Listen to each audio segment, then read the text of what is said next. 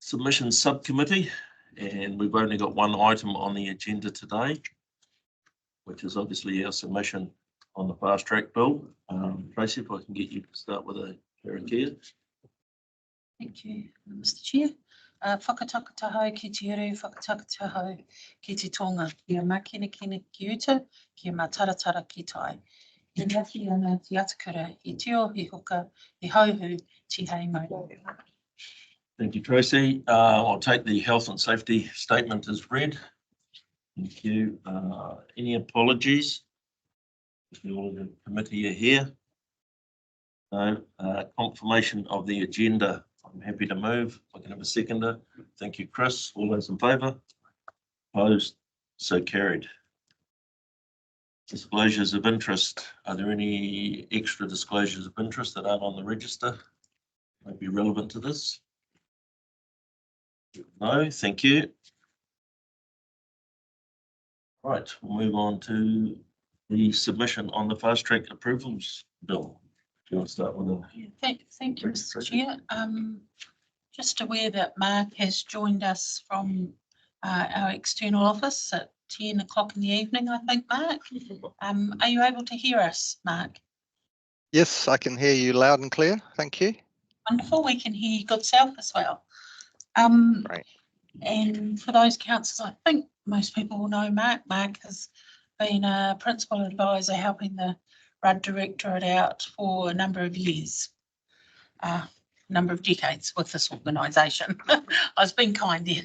Yes, councillors, we have the Submission Subcommittee report. It has had a substantial rewrite based on the feedback at our workshop last week. The rewrite predominantly has been focused on the introductory themes, our overall comments, and then we've still got the technical comments, and we have reframed those technical comments to be comments and recommendations that we believe will improve the workability, clarity and certainty provided by the bill. Some of them may seem extremely detailed, but the reality is if we don't highlight these and they're not fixed, then the fast track approvals bill will run into problems and it won't be perhaps as frictionless, as seamless as intended. We did put the invite out to all councillors to provide comment.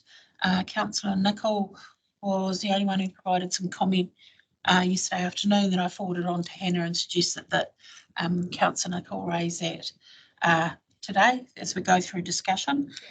I think, Mr. Chair, we've all had the submission.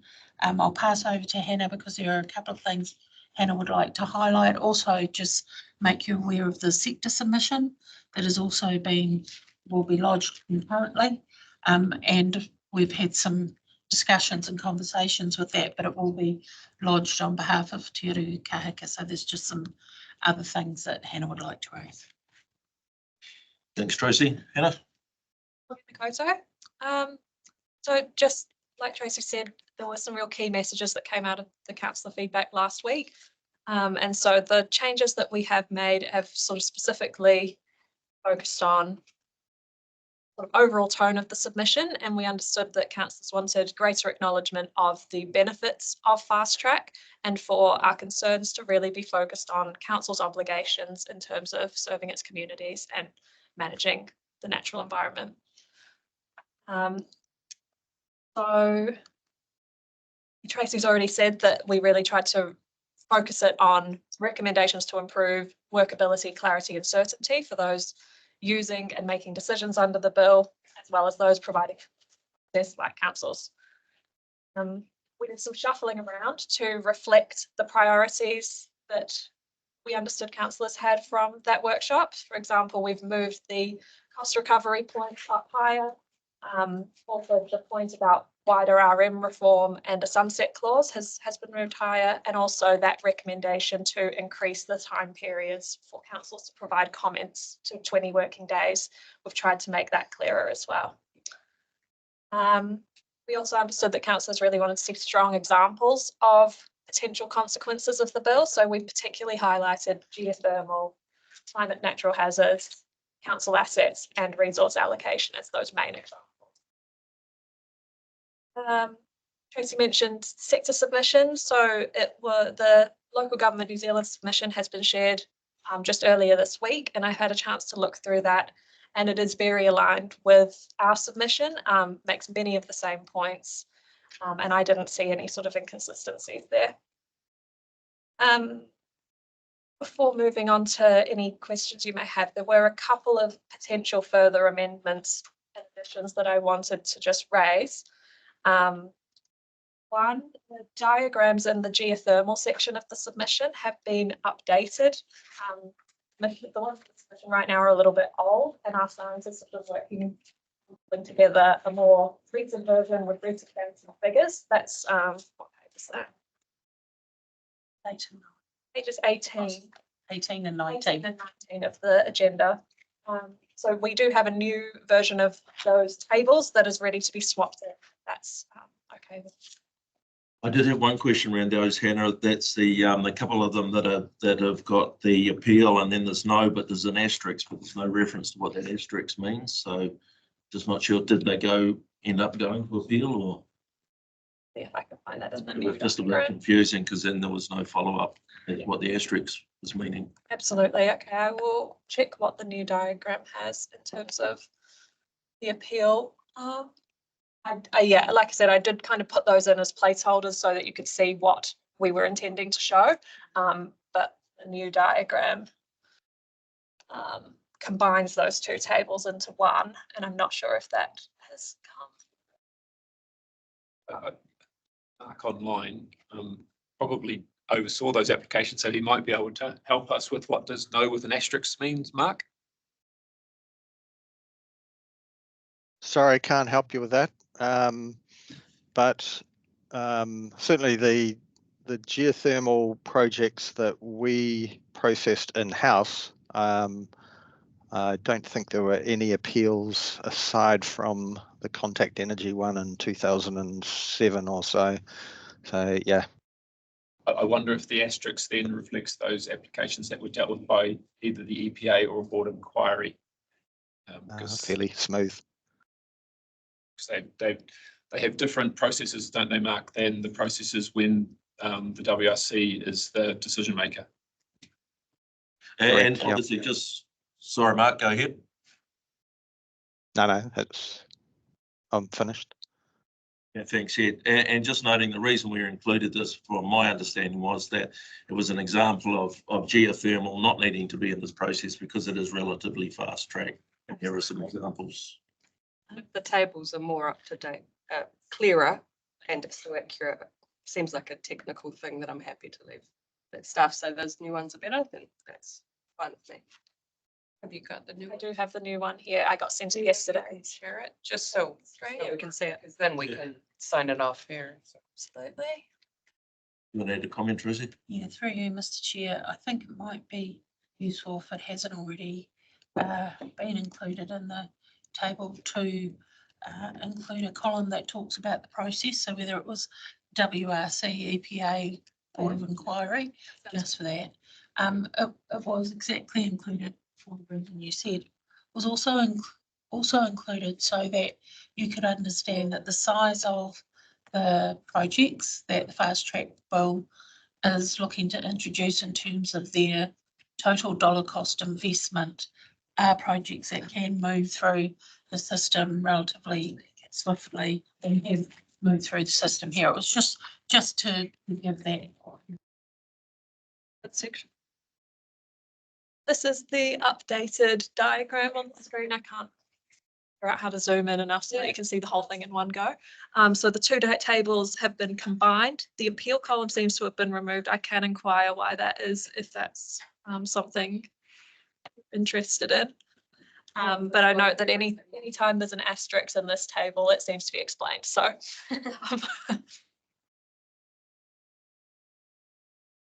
I think through you, Mr. Chair, we will put the right table in with the right narrative around why it's in there.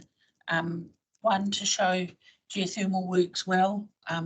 Please don't rattle around in it. 2, here's how it works well. And 3, here are the different, I guess, processing avenues that are available under the present Act, and just to show that we have looked at all those. Just a word of caution there. One of the reasons for this new legislation is to stop excessive payments being made to third parties to facilitate the granting of consents. So what I would like to be able to do is to confirm with this that there were no such payments to any third parties in the granting of the consents. And I sent you a link this morning, Tracy, I'm sorry if the article didn't come through.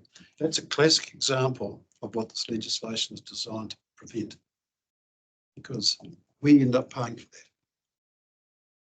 For you, Mr. Chair, I don't think we would actually hold that information, because many times that wouldn't be information that we're privy to. I understand the issue that's been raised.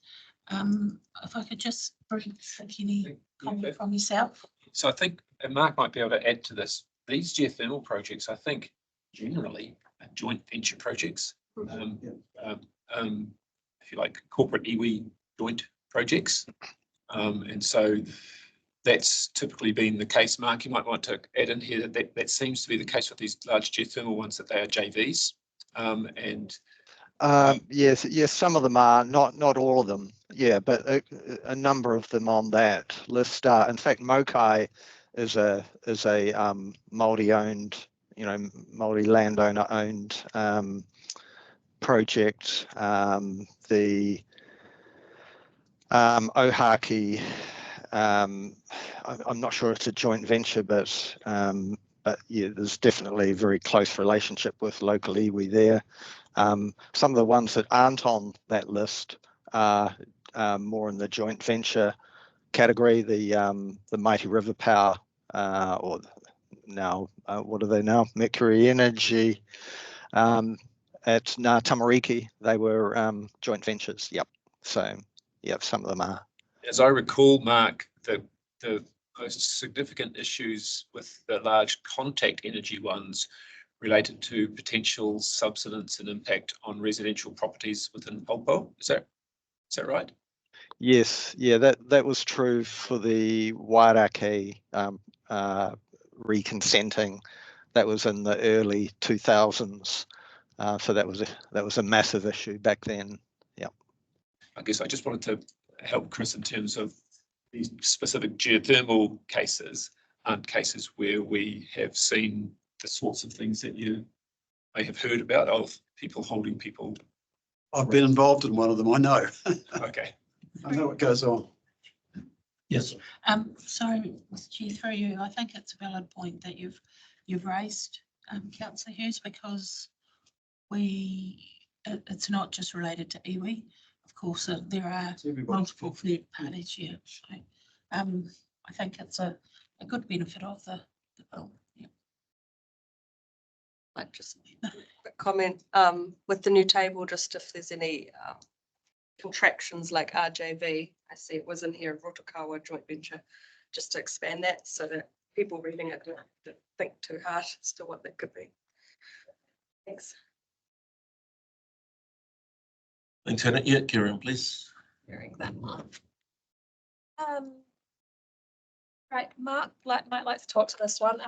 He raised an additional point regarding the potential for uncertainty if conditions on granted projects are unclear on the jurisdiction which they apply to. Mark, did you want to talk to that?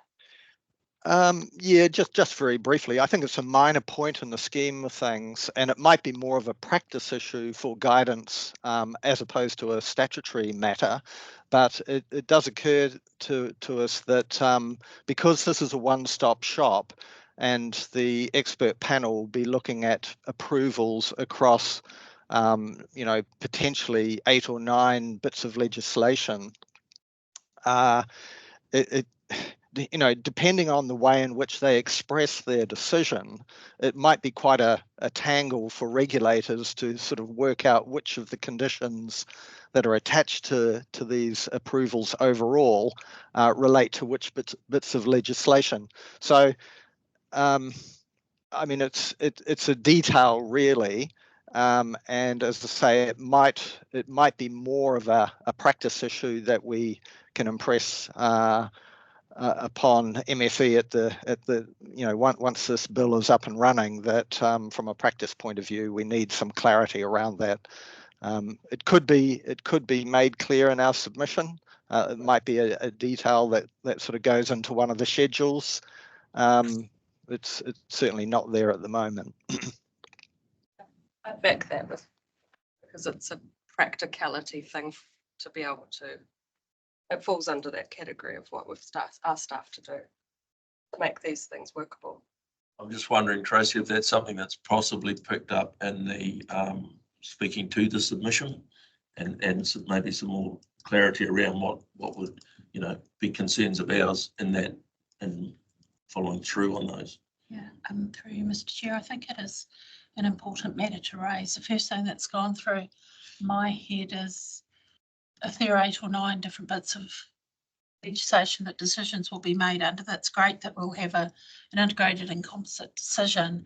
However, I wouldn't like the criticism to then be on those agencies that have to implement that decision, and we spend the first couple of months arguing over whose job it is to do it. Yeah. So, That's right. if there was clarity in the, Really good. because I understand the intent of the bill, and I don't want the can to be kicked down the road by creating a seamless pipeline.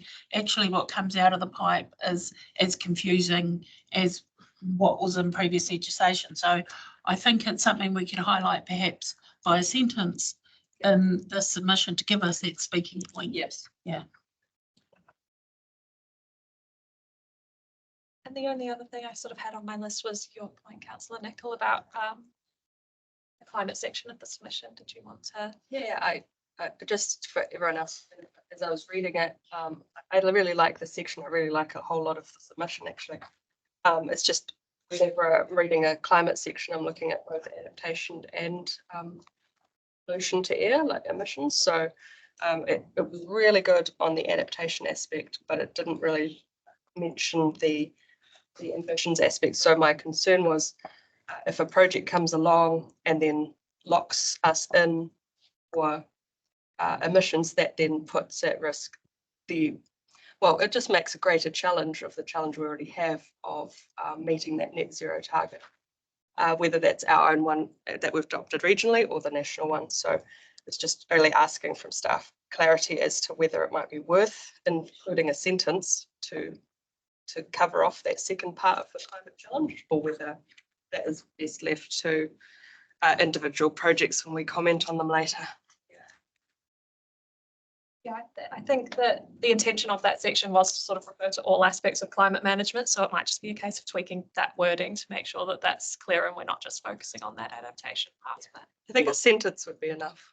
But if you actually go through the bill and in section 17, 3, It says to consider the whole thing, eh? Yeah. Yeah. Well, no, what it covers is basically will support climate change mitigation, including the reduction or removal of greenhouse gas emissions, will support adaptation, resilience and recovery from natural hazards. So I think we're trying to reword what they've already sort of indicated that will be covered in the bill. Yeah. So Yes, sure. Chair, if I can suggest perhaps leave what we've got in there and just make note and reference to that section there, noting section 17.3 in there. yeah, that would be. Because that way it captures it. Yeah, I just didn't want it completely. I do know that we may question mark have a responsibility for regional adaptation, regional emission plans. So obviously those matters would be considered under section 17. Yeah, I've got no concern they wouldn't be considered. I just thought that we could cover off both under our context, since we have really neglected you in particular. Which we could. That's it. Additional points, so happy to take it. So thanks for that. Thanks for picking up what was covered in the workshop in general. So just go out to the rest of the committee for questions, comments. Chris, Yes, Warren. I think the examples you've submitted are excellent. It highlights the speed with which those geothermal projects are being considered. my only concern there was the extraneous payments made to facilitate that. And we've got an assurance that that's not the case, so that's really good. I'm concerned about the cost recovery and trying to impose that in the bill. The intent of the bill is to try and speed up legislation. Cost recovery means people waste time and spend money on things which are in some cases frivolous. And I think there needs to be a very high bar before there's any cost recovery, much like there is in the court system. If you take a frivolous case to court, you'll get tossed out, you won't get caught. Cost recovery, in favour of people being able to those things, but there must be a very high bar to recovering costs. In other words, we discourage frivolous opposition to projects. I'm sure that explain that very well. The sunset clause, I think, I'm not in agreement with that. I think that the bill needs to endure until there is a replacement, whether that's through a new RMA or a new fast track bill. I think it's intended that this is a piece of legislation which is going to endure for a period of time, and I can't see the point putting a sunset clause in it. So yeah, so I'm basically, to support the submission. I've still got some concerns about certain aspects of it. I'm not going to win that battle, so I think you'll find that the select committee will sort some of that stuff. I suspect, if I was really right, that there's going to be some changes made to it, but it's just hearsay. One thing which I mentioned at our earlier workshop, and I'd like to test the water around the table, and that is to have an indemnity clause in there. If there is if cause and effect which is negative to our ratepayers from a monetary point of view, then we get an indemnity for that cost, because otherwise it's out of our hands. We don't have any responsibility for it. But at the end of the day, this was highlighted by, I think, our chief executive when I first saw this and sent it to him, and he highlighted the potential for downstream negative impacts which have got nothing to do with decision making from the regional council, and it's the same for other councils as well. So I would like, if we can, to include some sort of an indemnity clause, request for an indemnity clause which protects territorial authorities. Just in response to a couple of those, the RMA at the moment has clauses in around cost for frivolous and vexatious activity. I guess what we were trying to do in the submission is make sure that all costs are recoverable for our ratepayers for the time that is taken for our organisation, across the organisation, to contribute to this process. Because what we are anticipating in our read of the bill is that while the decision making in the process is handled elsewhere, there's going to be a lot of lean in and a lot of responsibility placed on our staff that essentially will mean their time and efforts leapfrogged ahead of consents that are presently in the queue. We don't think our ratepayers should pay for that. That doesn't mean every single dollar will be in accordance with our funding structure. If that doesn't come through enough, because I know that's one of the things you raised previously, Chris, that, this shouldn't have any more impost on us. That's what we were looking at from the cost recovery perspective. If we haven't made that strong enough, so that comes through, we need to. I understand where you're coming from, Tracy. I believe the intent of the legislation is to stop us being involved in those things. This is going to be taken out of our hands, right? We're not going to be responsible for this legislation. Managing the process and the decision, but part of that process is that reliance on experts within regional councils and territorial authorities, that they will come to and expect us in the bill to turn around and provide the deep knowledge and insights in 10 days. Now, that means somebody has to pay for that. As the bill is worded, with the clarity that isn't in the bill, that sits with the ratepayers, and we're saying that doesn't, that to us smacks of an unfunded mandate. Yep. So that's what we want, certainty that that will be paid for, just like what you've talked about with that indemnity clause. We don't want any of these legacy effects to have to be picked up by our ratepayers. So whilst the process and the decision is over here, we want to make sure that that doesn't mean there's a bit of a free ride over here and the ratepayers pick it up. I'll just, Brent, is there anything you'd like to add to that? Yeah, so the current systems, Chris, rely upon actually quite a bit of goodwill from applicants. The system requires our staff to significantly involve with it to be successful. They're constantly asking our people for what's the issue, what are the potential resolutions to those issues. A lot of it's just the mental grunt isn't coming out of central government, it's coming from people that work with us in this building. So there's two choices for us going forward. One, we continue to engage and therefore make the system therefore as successful as it can be, and therefore we need to be paid.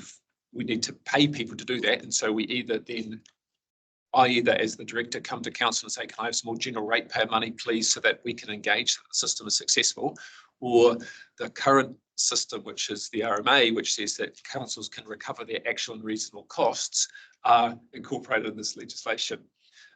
So that we can recover those costs. The alternative is that I don't have funding and that I can't ask people to engage, and then the success for our region is at risk because we have a whole bunch of people that somewhere else that don't know all the things that are going on with our region to inform good decision making. So interestingly, the practice on the ground right now, we're involved with several of these where the applicant recognises that benefit and they are voluntarily paying us because they know it's the right thing to do, but we can't continue to rely on the fact that people are going to be doing the right thing. A lot of applicants, a large proportion of applicants do the right thing. They know they want the right outcome, and that it's not fair for ratepayers to pay. I see that we've lumped together cost recovery for local authorities and iwi hapu. My personal view is iwi hapu input is also really important, and the recovery of their time is important. Whether or not you want to separate those two things out to two separate things is, I guess, but as the person responsible for running a part of the business, I want to be able to have funding so my staff can help good outcomes. Mr. Chair, just the other matters, the sunset clause matter that you raised. Can't see whose that is. How we'd hope, what you said was how we hope that it was written. I think we'll go back and have a look at that if it didn't come through. What we're saying is that the bill stays in operation until such time as the RMA has been amended, which is exactly what you said. So we'll just go back to make sure it's clear. The indemnity clause intrigues me. We've tried many times to have something like this in other submissions. It's something I think we can have a look at around making sure that we're not left carrying the can 5, 10, 15 years down the road, as we know we have been, and we do have some very live and very costly examples of that. I'll give you a really good specific example. If the mining operation in Waihi is proposed for fast track, I'm sure council will want my people in there ensuring that there's appropriate bonding conditions in place, because this council will carry the can if there aren't appropriate bonding conditions in place. So I will have no choice but to ensure my people are involved with that process, and the ratepayer should be picking up that bill. It should be, I know that company and they will pay because and so it's kind of, it's just about anchoring into the legislation what those sorts of applicants do already. They recognise the ratepayer shouldn't pay. And interestingly, our costs are less than normal because we don't have to do all the administration stuff. We don't have to do all the consultation stuff. We get to go identify issues and then appropriate conditions to address those issues. So we actually get to focus our efforts in the places which actually really benefit the process. And so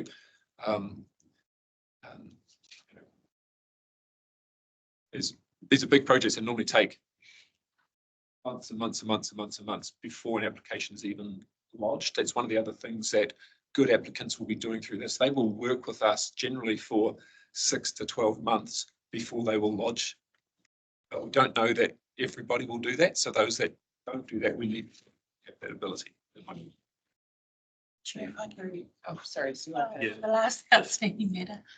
So in regard to the comment that Brent made around separating the costs, part of the submission, bottom of page 14 there, we've got cost recovery for local authorities, iwi and hapu. Is that something that the committee would like to see brought out? I think the That's a good concept of idea. indemnity It was a for separation. territorial authorities, so we can separate that out and highlight it. Just a separate comments, yeah. Yeah, because I think that us not ending up with legacy effects, if we put it all together under the cost implications for our ratepayers, acknowledging cost implications for iwi and hapu are important, but it's a separate topic. Yeah. Thank you, Brent. Pamela? Yeah, Yeah. just through you, Mr. Chair, I do support the inclusion of the sunset clause.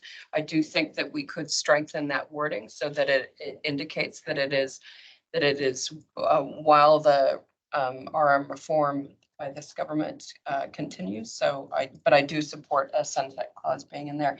I am really pleased with the inclusion of the cost recovery because those unfunded mandates continue to come up in front of this council as a concern. And also we have seen the impact on your team in particular in how closely you have to work with applicants and how it calls on your resources. We would not want the cost of that to fall on ratepayers. It should rightly be with the applicant. And so certainly support that. Really appreciate how you've laid this out. I think you did listen to councillors and brought forward the things that were of greatest significance to council and do love the opportunity to highlight where we do things well already, such as the geothermal. So thank you for all your efforts in pulling this together. I'm really pleased with the submission. Thanks, Pamela. Did you have any further points or questions, Chris? I've just got a few. First up, our point 79, submission point 79, we're looking to delete the wording in 21(2) F, which is around prohibited activities. But the way I read it, that allows the minister to decline. So I'm not quite sure why we would want that deleted.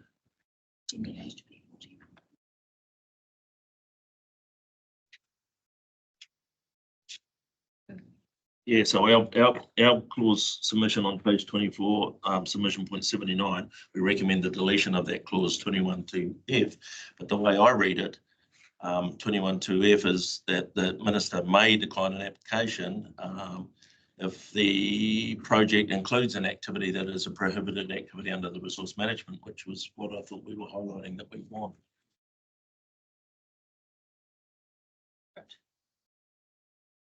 Maybe I'm crossing something up, but Sorry, I think there was, and as I said, my computer's dead, so I haven't got at my fingertips. I think there was a separate section where we said we don't believe that prohibited activities should be eligible That's clear. because we've been through that That- process. So Yeah. this, does that not refer to this then? That gives the minister the ability to decline. Mr. Chairman, if I can probably help, yes, I think Tracy's Mark. right that we considered that activities that were prohibited shouldn't be eligible in the first place, and if it was, clarified that they weren't eligible in the first place, there would be no need for that clause to enable the minister to decline. So it's really a consequential deletion, if you like. Would it not be more a safety backup to leave that clause in there? Because if we do not get that taken out, then Just add context to the table and explain what Mark said, like at the very least, so nobody misunderstands that. And that should it not be adopted, we want that staying. Yeah, I think it's useful to support that previous point we made about the eligibility of prohibited activities, but I agree, reading that, I think that our point, You took it separate. yeah, if they took that but didn't take the rest of it. Yeah, well, that's No, what I I'm saying. agree. If, yeah, Needs to be prefaced that if that previous point about eligibility of prohibited activities is accepted, then this should also be deleted as a consequence of that. Yep. But yes, okay, thank you. okay, so just wording around that. One of the others was to, just on our submission point 71, which is on page 23. And referring to that clause 18D 1, it looks to me that 18D 2 actually covers our concern.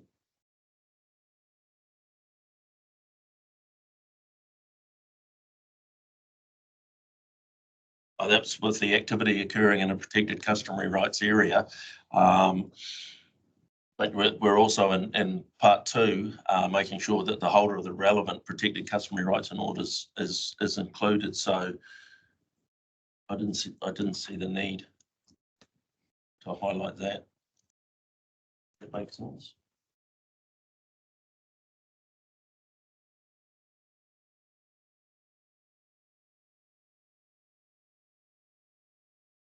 Sorry, I'm just trying to read the clause. I'm thinking, Mark, that was maybe a comment that came from Rudd. Is that something you like to speak to? I can't actually, I don't actually have the submission point in front of me, unfortunately. Read it out to you, Mark. So basically it's Yep. our submission point 71 under 18 ineligible projects. And we state it is unclear why clause 18D1 refers to more than minor adverse effects when none of the other ineligible criteria do. We recommend deleting this wording as it is subjective and ambiguous. Yeah, I mean, it's if you look at clause 18, it's quite an important set of criteria in there. It's about projects that are automatically ineligible. So it needs to be crystal clear as to what's in and what's out.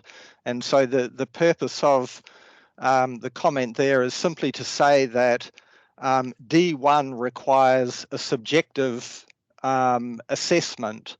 In other words, whether an adverse effect is minor or more than minor or less than minor.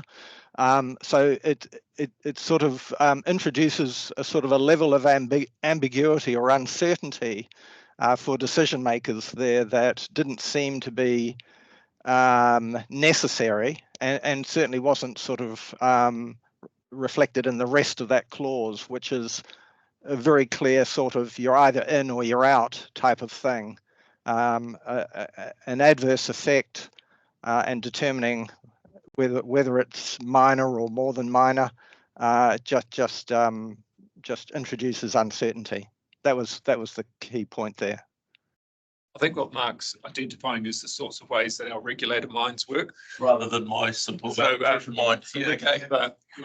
when you have a gateway, For litigation. I feel like all parties, the regulated party and the regulator, need to be really clear, am I getting through that gate or not? And so it's really subjective things. Do you get through that gate? And I think what Mark's saying is when you create some subjectivity to that, then you could have a regulated party and a regulator forming different views about whether you've got through a gateway. And so that's that'll be the thinking that Mark's applied to this around how we would normally look at gateways. But I don't know if I don't know how critical the point is, Mark, in the submission, that just you're highlighting it. It's a minor point in the scheme of things. It's not a big deal. And at the end of the day, it's not a decision that we have to make. It's for the ministers to make. Yeah, and I looked at D2 covering the affected party that would have that permit, etc. So okay, that's. Mr. Chair, sorry, just hearing the conversation, it sounds like we're assisting the bill to be more fast tracked by the submission. What we're saying is you're introducing shades of grey into a process you wanted to eliminate them. Yep, no, good as gold. And just a couple of comments. I think the section 8 of the RMA is covered in section 6 under the treaty. So I know we outline it, but I do think it is actually covered, although we talk that it's not mentioned. I think it's one of those first ones up in section 6, and also that coastal marine area is also covered in section 6 of the bill. So that was just a couple of comments really on that. Yeah, really supportive of the time extension of that 10 days to 20 days. And my only other thing that out of that workshop, I know we've included the geothermal examples as actual process examples, and I did wonder if there was any other type of process examples that we might want to have included, as in here's how to take a project through the existing systems. That was sort of highlighted, and yeah, perfect. The geothermal ones come through. Mr. Chair, I think that would be useful information for the select committee to actually say, well, you've had our submission, here are the key points, we've got these examples, here are some other examples. I think that's where you will capture the select committee more with those examples. But sorry to interrupt, but both ways, you know, like here's what goes really well, and here's where we get bogged down, you know, and here's a couple of examples of this went on like this and this. Sorry, you just reminded me about one matter I'm not sure is covered in the submission, and I'll ask Hannah and Mark.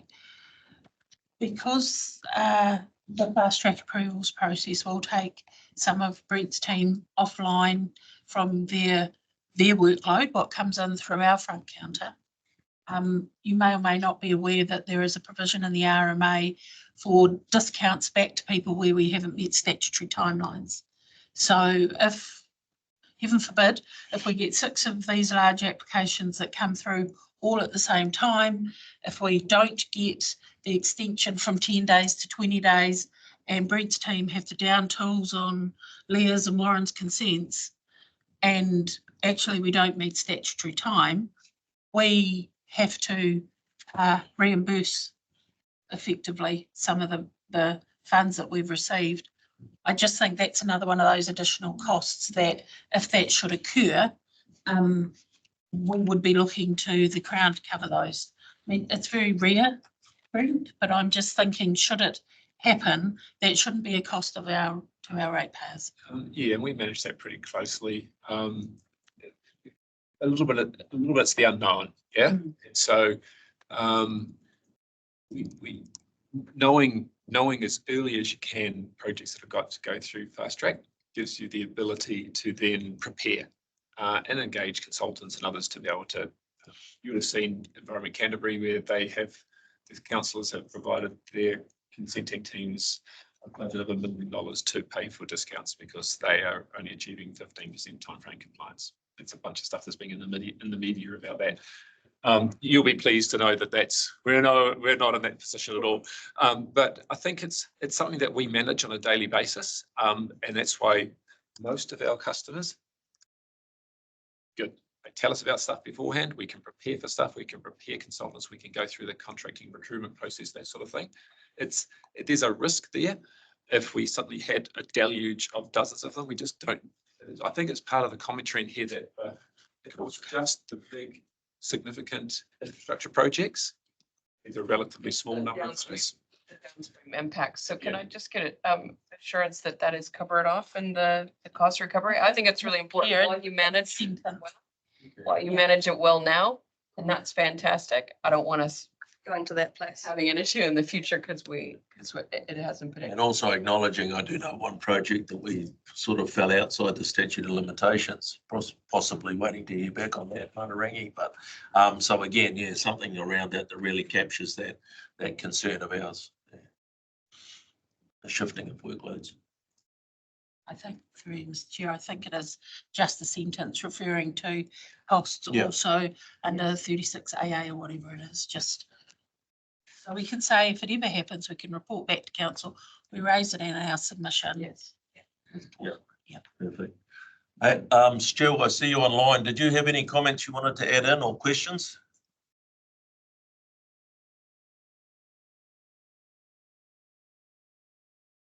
Yeah, Stu.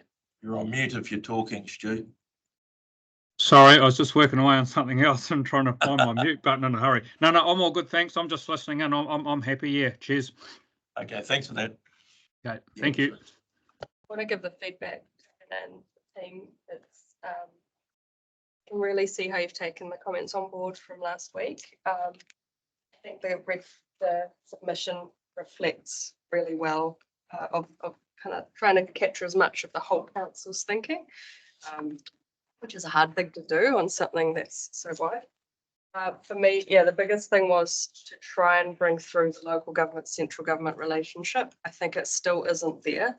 Just as an example, I think that some of the projects are really going to struggle for some social license. So just the example being like in paragraph 32, we talk about recommending that the Minister for the Environment's included in the decision making. I would have thought that if there was a very large project happening in a district or in a region, that having the relevant mayor or chair of that regional council in any way further involved would have created a lot more of that social license, a lot more of that trust. But so as you can see, like there are things that various councillors might want to bring in. Overall, I think the submission captures a really good representation for what's really, really critical for our council to get through. So thank you for your efforts, Jen. Thanks, Jen. One of the other things I did miss in my little list, basically in our 15A with the schedules A and B, we've asked that they be released for public consultation, which one I have a concern on because that isn't a fast track method. But two, we don't actually explain what that means, as in time frame wise, etc.